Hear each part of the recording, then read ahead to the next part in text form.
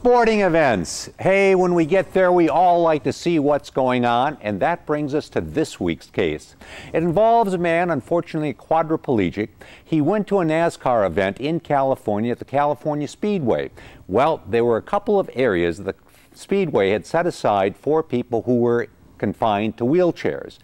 The area where this man was sitting was in a relatively high-priced section up in the grandstand. Unfortunately, when the race got underway, a lot of things were happening. People got excited and they stood up. This poor guy's sitting in a seat. He can't stand up. Repeatedly happened, where he was unable to see anything other than the back of the people in front of him. Well, he got tired of this and he finally sued the California Speedway, saying, under the Americans with Disability Act, you have an obligation to give me a clear sight line, a sight line as good as anybody else here in this stadium.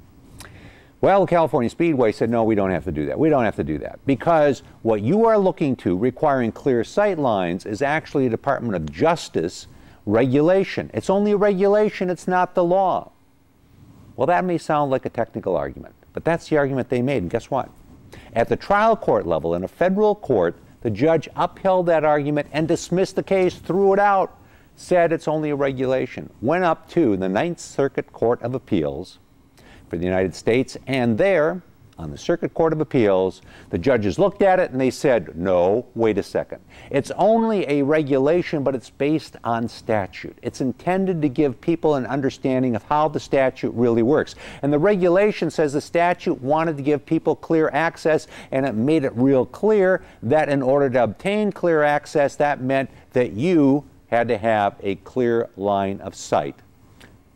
Long story short is, it found that this man, when he attended the NASCAR race at the California Speedway or anybody else like him, needed to have a seat that would have the same line of vision as anybody else there in the stands. All right. We bring you this case, as we bring you cases every week, so you understand how the law works, so you can make the law work for you. I'm David Allen.